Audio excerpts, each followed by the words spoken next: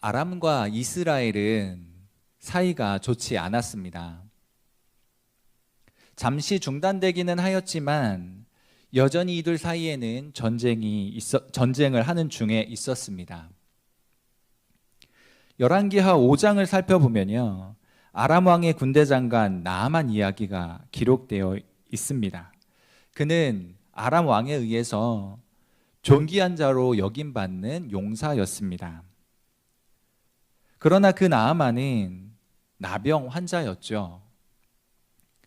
아끼는 부하이니까 비용이 얼마가 들든지 간에 부하의 나병을 고쳐주고 싶은 심정이었을 것입니다. 마침 나아만의 집에 이스라엘 출신 여종이 있었는데 그 여종을 통해서 이런 이야기를 듣게 됩니다. 사마리아에 선지자가 있는데 그가 나병을 고칠 수 있을 거예요 라고 하는 이야기를 듣게 됩니다. 지금까지도 할 수 있는 모든 방법을 써보았을 텐데 이 여종이 들려주는 이 말에 귀가 번쩍 뜨였을 거예요. 그리고는 나아만은 아람 왕에게 가서 이 소식을 전해줍니다. 그러자 아람 왕은 이스라엘 왕에게 편지를 써 보내는 거죠. 사이가 별로 좋지 않았거든요. 그럼에도 불구하고 편지를 적어서 나의 부하 나아만의 병을 고쳐달라고 요청을 하는 겁니다. 그리고 엘리사의 지시대로 나아만이 요단강에 가서 몸을 씻게 되었을 때 나아만의 나병이 낫게 된 거예요. 나아만 사건 이후에 등장하는 것이 열왕기하 6장입니다. 아람과 이스라엘이 전쟁을 하게 되는 거예요. 사이가 좋지 않다고 처음에 말씀을 드렸습니다. 그런데 이들 사이에 다시 전쟁이 일어나요. 그런데 문제는 아람이 진을 치고 이스라엘을 공격하려고 하면 번번이 실패하는 겁니다. 왜냐하면 이들이 계획하고 있는 모든 계획들을 이미 이스라엘이 알고 대처를 하는 거예요.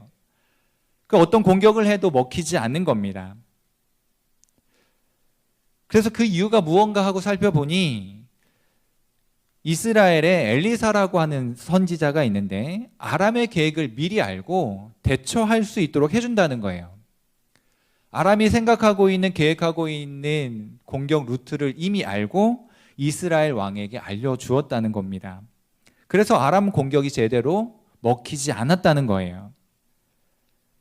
아람 왕은 엘리사를 먼저 제거해야겠다는 생각을 하겠죠. 확인해 보니 엘리사가 머물던 곳은 도단이라고 하는 성읍이었습니다. 그리하여 아람은 군대를 이끌고 도단 성읍을 에워싸게 됩니다. 그래서 오늘 본문 열왕기하 6장 14절은 왕이 이에 말과 병거와 많은 군사를 보내매 그들이 밤에 가서 그 성읍을 에워쌌더라 이렇게 기록하고 있습니다. 아람 군대가 말 그대로 도단 성읍을 에워싸고 있는 것입니다. 이미요 열왕기하 직전에 있는 열왕기상 20장에는 1절에 이렇게 되어 있는데 아람의 베나닷 왕이 군대를 모으고 사마리아를 침공하려 성읍을 에워쌌다라고 기록합니다.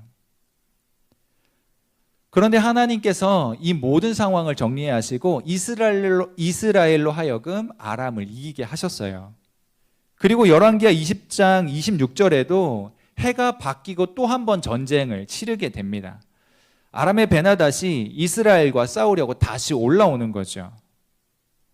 그래서 27절은 아람 사람이 그 땅에 가득하였다라고 기록하고 있습니다. 그때 상황을 설명해 주는 거죠.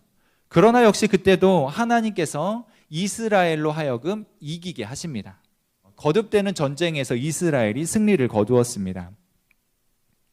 그렇게 연승을 이어가면서 전쟁이 끝나는가 싶었는데 아니었어요. 또다시 시작되는 것이 오늘 본문입니다. 아람이 힘을 모아서 이스라엘과 싸우려고 오는 거예요. 필요할 때는 자신의 군대 장관이었던 나아만의 병을 고쳐달라는 편지까지 적어 보냈던 사람인데 이제는 다시 전쟁을 일으켜 싸움을 걸어오고 있는 것입니다. 우리의 신앙의 길이 이러하지 않는가 하는 생각을 해봅니다. 끝나지 않은 전쟁이 있는 거예요. 계속해서 전쟁을 치르는 것입니다. 잠시 세상은 우리에게 도움을 요청할 수도 있어요. 화친을 시도해 올 때도 있습니다. 그러나 이 관계가 끝이 나고 나면 또다시 공격을 해오는 것이 세상이더라는 것입니다. 그런 면에서 세상은 우리의 진정한 친구가 될 수 없다는 사실을 깨닫게 됩니다. 지금도 도단을 둘러싸고 있는 군사와 말과 병거들을 한번 보십시오. 심지어 얼마 전에는 자신의 군대 장관 나아만을 좀 고쳐달라고 요청하기까지 했는데, 그래서 고쳐주기까지 했는데 이제는 다시 전쟁을 걸어오는 거예요. 아람 왕도 분명히 알았거든요. 이스라엘에 하나님의 선지자가 있어 이들을 돕고 있다라고 하는 사실을 알았을 뿐만 아니라 자신의 부하인 나아만의 병도 기적적으로 고쳐주었다는 사실도 이미 알고 있었습니다. 번번이 이기게 하시는 하나님이 이스라엘의 하나님이심을 보았고 기적을 일으키는 하나님을 보았음에도 불구하고 그런 이스라엘을 향하여 또다시 전쟁을 걸어오고 있는 것이죠. 그러니까 아무리 놀라운 일이 벌어지고 있어도, 깊은 인상을 받았어도 욕망에 사로잡히면 언제든지 전쟁을 시작할 수 있다는 거예요. 언제든지 전쟁을 시작하여 공격해 올 수 있는 것이 세상이라고 하는 것입니다. 이런 세상 속에 우리들이 살아가고 있는 거예요. 우리가 공동으로 가지는 간절한 소원이 무엇입니까? 그냥 하나님 잘 섬기면서 예배하고 싶은 거예요. 우리가 모여서 무엇을 도모합니까? 하나님께 영광 올려드리고 하나님을 영화롭게 하면서 하나님을 예배하는 거, 그거 하고 싶은 거죠. 세상에게 우리가 요구하는 것이 무엇입니까? 우리가 세상으로 하여금 무엇을 달라고 하였습니까? 그냥 마음껏 신앙하며 하나님을 잘 섬기고 싶은 거예요. 그런데 세상은 우리를 향해 시비를 걸어오는 일들이 많이 있습니다. 믿는 사람들을 그냥 두지 않는다는 거죠. 세상에 대하여 우리가 어떤 큰 손해를 입혔는지 한번 생각해 보십시오. 별로 없거든요. 우리가 세상을 못되게 한 것이 무엇입니까?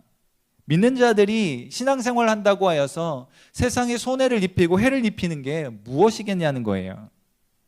사실 믿는 사람들을 핍박하는 것은 큰 피해를 입고 손해를 입어서 그렇게 하는 경우는 별로 없습니다. 혹시라도 믿는 자들이 손해를 입혔거나 피해를 주었다면 적법한 절차를 걸쳐서 구상권을 청구하면 돼요. 손해배상 청구를 하면 되는 것입니다. 그러니 우리가 정신을 가다듬고 기억해야 하는 것은요, 신자들에게 세상이 걸어오는 싸움은 우리의 것을 빼앗고 우리를 무너뜨리려고 하는 의도가 있다는 거예요. 여전히 세상은 우리를 그렇게 공격해 온다는 것입니다. 베드로 사도는 그렇게 말하죠. 마귀는 우는 사자같이 두루 다니며 삼킬 자를 찾아다닌다고요. 세상과 세상의 악한 영들은 항상 그 목표가 믿는 자들을 무너뜨리는 거예요. 잘 믿는 자들을 타겟으로 삼고 있다는 것이죠. 어떻게 하든지 믿는 자들을 넘어뜨리려 하고 무너뜨리려고 합니다. 이것이 그들의 의도라고 하는 거죠. 세상이 우리보다 더 힘이 센 것 같이 보일 때가 있습니다. 나보다 힘이 없고 약하면 크게 신경 안 쓸 거예요. 왜냐하면 내 힘으로도 어떻게 할 수 있을 테니까요. 내 힘으로도 처리할 수 있을 테니까요. 그러나 우리가 힘들다고 푸념하는 때를 한번 생각해 보십시오. 내가 더 이상 어떻게 할 수 없는 상황에 직면했을 때, 내 힘으로는 도무지 되지 않는 상황에 몰려 있을 때 어떻게 하면 좋을까를 염려하게 됩니다. 아직은 괜찮아 버틸 수 있어 하다가도 도저히 내 힘으로 안 된다고 생각이 되면 원망하고 불평하고 푸념을 늘어놓기 시작하는 거예요. 낙담하고 절망하기 시작하는 것입니다.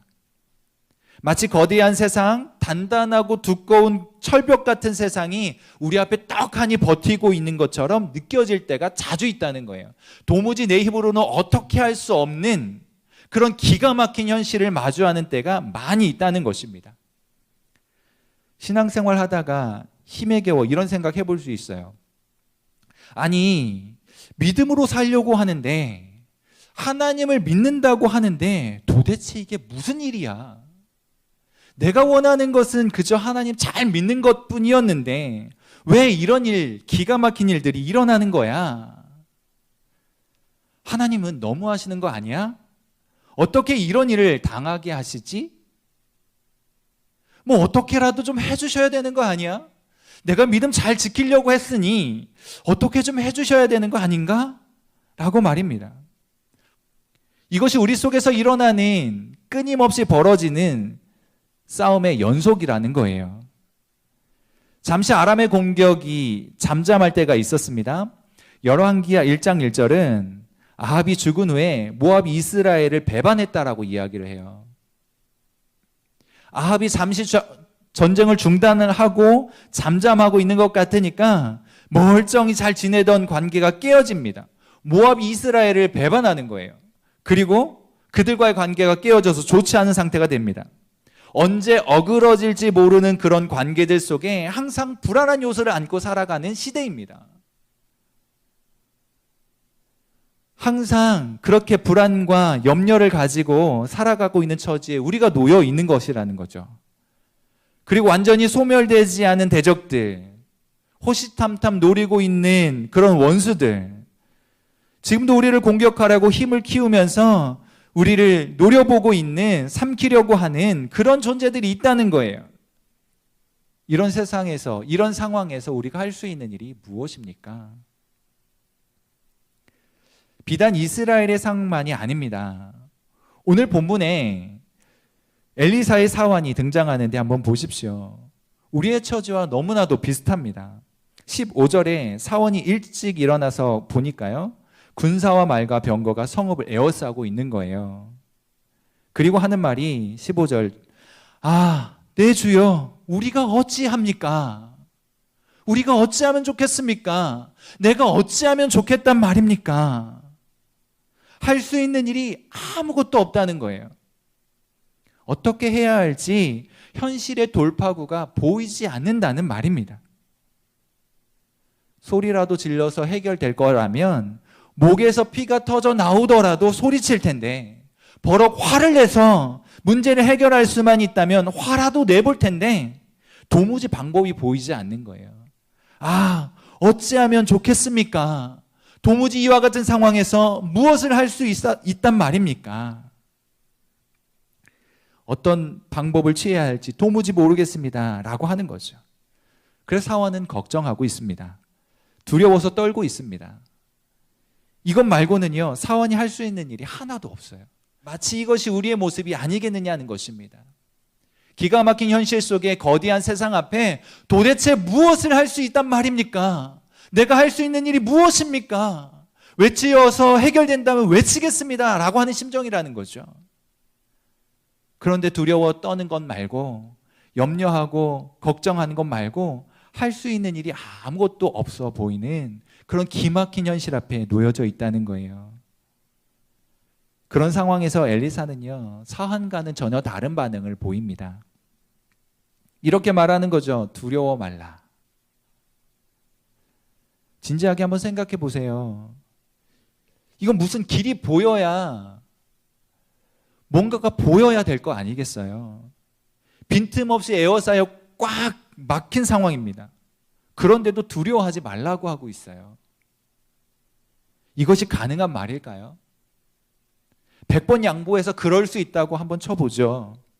그 다음 하는 말이 뭐냐면, 우리와 함께한 자가 그들과 함께한 자보다 많다라고 하는 거예요. 아무것도 보이지 않는데, 아무것도 없어 보이는데 저들보다 우리가 더 많다라고 선지자는 이야기하고 있습니다. 아무것도 보이지 않는 상황에서 이 말이 가능한 것일까요? 도대체 사환은 두려워하는데 엘리사 선지자는 자신 있게 말할 수 있었던 근거가 무엇이겠느냐는 것입니다. 이것이 믿음의 힘입니다. 사랑하는 여러분, 우리에게는 이 믿음이 필요합니다. 우리는 우리 인생을 하나님께서 인도하실 것이라고 믿어요. 저도 믿고 우리 모두가 믿습니다.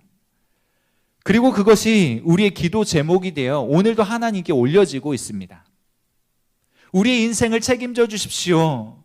이끌어 주십시오. 그렇게 되어질 줄로 믿습니다 라고 하는 기도의 제목을 올려드린다는 거죠. 그것이 우리의 믿음입니다. 반드시 하나님께서 우리의 인생을 책임지시고 선한 길로 인도하실 것입니다. 이 믿음의 확신 속에 살아가실 수 있기를 바랍니다. 그런데 이 믿음은요, 두 가지 형태로 나타나더라는 거예요. 하나는요, 믿는다고 하면서 늘 불안함 속에 살아가는 거예요. 믿는다고 하고 은혜도 받았다는데 세상을 향하여 서면 한숨이 나오는 거예요. 하나님을 향하여 믿음을 고백하면 그래, 하나님께서 인도하여 주실 것이야, 이렇게 믿음을 든든하게 하게 되지만 세상을 향하여 돌이켜 보면 한숨이 나오더라는 것입니다. 기가 막힌 현실을 대하면 답답하더라는 거예요.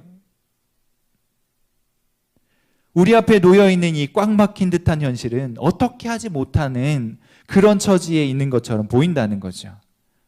그 앞에서 받은 은혜, 고백했던 믿음은 온데간데 없이 그저 불안해하기만 하는 거죠. 불안에 휩싸이게 되고 두려워하게 되는 것입니다. 그러나 반면에 하나님의 인도하심을 확신하면서 힘차게 살아가는 사람들도 있습니다. 이것이 믿음의 힘이라는 거죠. 안타깝게도 하나님께서는 우리가 필요한 모든 것을 다 해주지 않으실 때가 있습니다. 실상은 다 해주시는 것이지만 하나님께서 우리의 믿음을 보고 싶으신 때가 있는 것입니다. 결과적으로는 다 해주신 거거든요. 100% 하나님께서 다 해주신 것인데 그럼에도 불구하고 하나님께서 우리에게 요구하시는 것이 있는데 믿음을 보여라라고 하는 것입니다. 하나님이 원하시는 것은 우리 속에서 믿음이 있는 것을 보고 싶으시다는 거예요. 그래서 하나님은 우리의 믿음을 보이라고 계속해서 말씀하시는 겁니다. 믿음을 사용하라는 거죠. 10%이든 1%이든 얼마든지 간에 믿음을 보여라고 말씀하시는 거예요. 100% 하나님께서 다 하시는 일이겠지만 그럼에도 불구하고 하나님의 백성들을 향하여 너희 믿음을 보여라라고 말씀하시는 것입니다.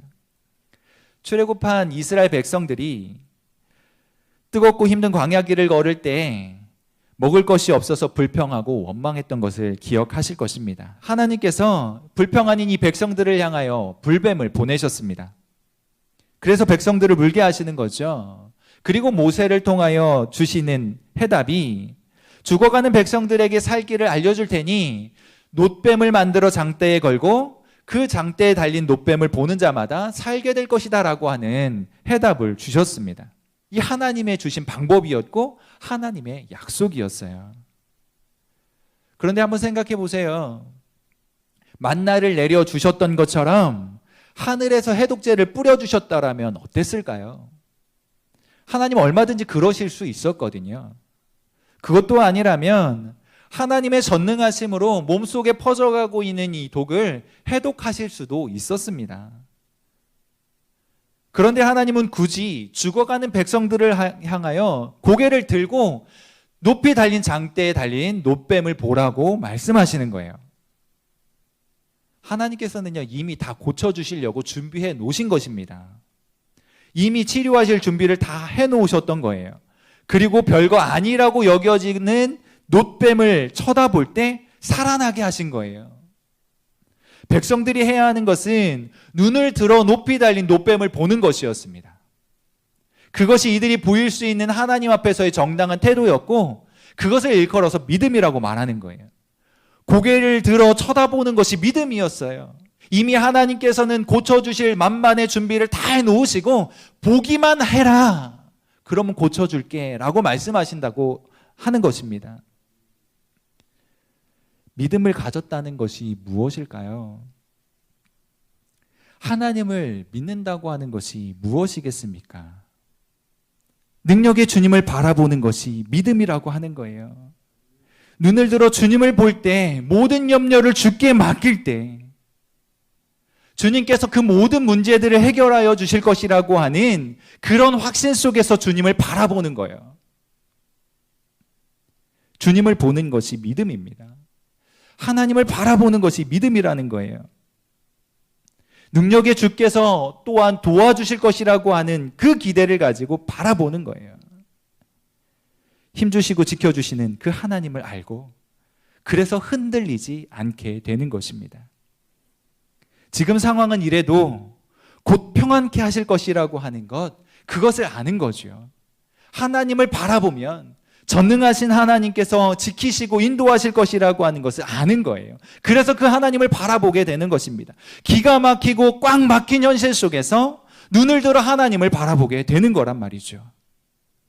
그렇게 하나님의 놀라운 일들이 일어날 수 있도록 그 하나님을 바라보실 수 있게 되기를 바랍니다. 두렵고 답답한 현실 상황이 지루하게 지속되는 것 같아 보여도 믿음으로 볼 수 있어야 한다는 거예요. 사환이 보지 못하고 있는 것을 엘리사는 보았습니다. 우리와 함께한 자가 그들과 함께한 자보다 더 많다고 말하고 있죠. 사실 황당하게 여겨질 수 있는 그런 말입니다. 사환은 도무지 이해가 안 되는 말이죠. 보이지 않으니 알 수 없는 거잖아요. 도대체 무슨 말을 하고 있는 걸까라고 생각했을 거예요. 도대체 엘리사가 보이고 있는 태도는 무엇인가? 사환이 보고 있는 엘리사를 향한 관점은 도대체 무엇일까? 아니, 뭔가 보이는 게 있어야지. 아무것도 보이지 않는데 도대체 우리보다 더 많은 이가 있다고? 우리와 함께하는 자가 더 많다는 말이 도대체 무슨 말이야? 라고 생각할 수 있다는 거죠. 사환이 생각할 때는 이것이 말도 안 되는 상황이었습니다. 너무 태평한 말인 거죠. 두려워 말라니. 눈으로 현실을 보고 있는데 우리와 함께한 자들이 더 많다니. 기가 막히고 꽉꽉 막혀 있는 현실이 내 눈앞에 펼쳐지고 있는데 이 상황에서 두려워하지 말라니. 그리고 우리와 함께하는 이가 더 많다니. 도대체 이게 무슨 말인가? 이렇게 말하는 사환의 모습은 마치 우리들의 모습 같지 않습니까? 아니, 하나님, 내 현실이 이렇게 기가 막힌 상황인데 앞뒤 꽉꽉 막혀 있는 것 같은데 두려워하지 말라고요? 어떻게 그럴 수 있습니까? 라고 원망하며 푸념하고 있는 우리들의 모습이 아니겠는가 하는 것입니다. 다음 장면 한번 보면요. 잠시 후 엘리사가 이렇게 기도합니다. 여호와여, 원하건대 그의 눈을 열어서 보게 하옵소서. 그의 눈을 열어서 보게 하옵소서. 그렇게 하니까 사환의 눈이 열립니다. 그리고 그 눈앞에 어마어마한 광경이 펼쳐지는 거예요. 불말과 불병거가 산에 가득하게 둘러서 있는 것을 보게 됩니다. 이것을 볼 수 있게 되기를 바랍니다. 믿음의 눈이 열려져서 우리와 함께하고 있는 불말과 불병거가 가득한 우리와 함께하고 계신 하나님의 전능하심을 볼 수 있게 되기를 바랍니다. 불말과 불병거도 놀라운데요. 이들이 산에 가득하게 된 것을 보세요. 눈이 열리기 전에는 몰랐던 것입니다. 볼 수 없었던 것입니다. 눈에 보이는 것이 전부인 줄로 알았어요. 그래서 우리가 무엇을 보고 있는가는 매우 중요합니다. 암울한 현실만 보고 바닥에 주저앉아 있는 사람은 얼마나 비참하겠는가 생각해 보세요. 정말 소망이 전혀 없이 아무런 기대도 없이 그렇게 바닥에 주저앉아 버린 처절한 인생. 그러나 그 배후에 계신 더 커다란 것을 볼 수 있다면 우리의 삶은 훨씬 더 평안해질 것입니다. 동일하게 기가 막힌 현실이지만, 답답한 상황이지만, 꽉 막혀 있는 것 같은 현실이지만 그 배후에서 역사하고 있는 더 커다란 것을 볼 수 있다면 훨씬 더 평안해질 수 있다는 거예요. 사환의 눈에 보이지 않던 것이 들어오기 시작했습니다. 이것이 그에게 큰 위로가 되었고 힘이 되었어요. 오늘 우리의 눈이 열려서 그동안 볼 수 없었던 것이 보여져야 합니다. 그동안 보지 못했던 하나님의 위대하심과 하나님의 전능하심이 보여져야 되는 거예요. 여전히 우리 앞에 있는 답답한 현실이지만, 기가 막힌 일상이지만 그 배후에 역사하고 계신 하나님의 위대하심을 볼 수 있어야 된다는 거예요. 그것이 보여질 수 있기를 바랍니다. 이 눈이 열리면 어마어마한 세계가 눈앞에 펼쳐질 것입니다. 그래서 우리는 둘 중에 하나는 해야 돼요. 눈이 열려서 하나님이 보내신 불말과 불병거가 가득하게 에워싸고 있는 것을 보고 그 안에서 평강을 누리든지, 그것이 보여지지 않는다면 눈이 떠지지 않아 현실을 둘러싸고 있는 것을 보게 된다면 하나님을 향하여 눈이 떠지게 해주세요 라고 기도하든지 둘 중에 하나는 해야 된다는 거예요. 믿음을 가지고 믿음의 눈을 열어 하나님의 역사하심을 보든지, 그것이 볼 수 없다면 하나님 내 눈을 열어주세요. 저도 하나님의 도우심과 하나님의 인도하심 속에 평강을 누리고 승리를 원합니다. 저를 좀 도와주세요. 둘 중에 하나는 해야 되는 거예요. 이미 엘리사에게는 이것이 눈에 보이는 장면이었어요. 그래서 우리와 함께한 자가 더 많다고 말하고 있는 것입니다. 하나님이 눈을 뜨게 하시면 새로운 세계가 열려요. 우리의 답답한 현실이 그것이 끝이 아니라고 하는 새로운 일이 벌어지고 있음을 보게 되는 것입니다. 더 엄청난 것들을 보게 될 수 있어요. 그리고 그 속에서 많은 것들을 누리게 됩니다. 불안하고 염려하고 절망하고 낙심했던 그와 같은 인생이 더 크고 위대하신 하나님을 보게 되니까 그 하나님으로 인하여 많은 유익을 누리게 되고 말 그대로 은혜를 경험하게 되는 거예요. 그래서 기도하는 겁니다. 하나님께서 돌아보아 주셔서 선한 길로 인도하여 주십시오. 또 한편으로는 감겨진 눈을 뜨게 해달라고 기도하는 거예요. 하나님이 분명 선하신 길로 인도하고 계시는데 눈이 감겨서 볼 수 없으니까 그저 절망할 수밖에 없고 낙심할 수밖에 없는 기가 막힌 인생입니다. 하나님, 이 눈이 열려져서 지금 이와 같은 현실도 하나님이 이끌어 가시는 선한 길인 것을 보게 하여 주십시오. 그것이 나의 믿음이 되게 하여 주십시오. 그렇게 기도하는 거예요. 하나님이 분명 선한 길로 인도하고 계십니다. 그런데 눈이 떠지지 않으면 모르는 거예요. 그래서 불안해합니다. 조급해합니다. 꼭 우리가 그런 사람이지 않습니까? 이제는 어두워졌던 우리의 눈이 떠져야 할 때입니다. 누가 눈을 뜨고 보게 될까요? 그것은 바로 하나님의 사람입니다. 엘리사가 보고 후에 사환도 보았어요. 엘리사를 일컬어 하나님의 사람이라고 오늘 본문은 분명하게 기록하고 있습니다. 하나님의 사람 엘리사는 보았습니다. 하나님이 함께하여 주신다는 거, 하나님의 천군 천사가 함께하고 있다는 거, 마치 시편 34편에서 다윗이 고백하고 있는 것과 같이 여호와의 천사가 주를 경외하는 자를 둘러 진치고 그들을 건지시는도다. 불말불병거를 보내셨는데 다윗의 고백대로라고 한다면 여호와의 천사가 둘러 진치고 있는 거예요. 하나님께서 보내신 이들이 하나님의 백성들을 보호하고 지켜주고 있는 것입니다. 그래서 그것을 보는 하나님의 사람들은 담대할 수 있는 거예요. 아무것도 볼 수 없어 두려워 떨고 있는 사환에게 두려워하지 말라고 말할 수 있게 되는 거예요. 우리와 함께하고 있는 이들이 더 많으니까 두려워하지 마, 염려하지 마, 걱정하지 마라고 자신 있게 이야기할 수 있는 것입니다. 이미 하나님의 사람은 사환이 알지 못하는 또 다른 사실을 알고 있다는 듯이 사환을 안심시킬 수 있었던 것이죠. 하나님께서 도와주신다는 것, 환난 날에 주께 부르짖으면 응답하시고 건져주신다는 사실, 이것을 너무나도 잘 알고 있었습니다. 이 사실을 알고 위대한 역사로 이끄시는 하나님을 볼 수 있는 그와 같은 하나님의 사람은 두려워하지 않는 거예요. 모든 도우심이 하나님으로부터 온다는 사실을 아는 하나님의 사람들은 두려워하지 않습니다. 어떤 기가 막힌 상황 앞에 놓여진다 할지라도 두려워하거나 낙심하지 않는 거예요. 하나님이 도와주실 것을 알기에. 우리 모두는 분명히 어려운 시기를 보내고 있습니다. 그래서 더욱 담대하게 부르짖어서 하나님의 도우심을 구해야 합니다.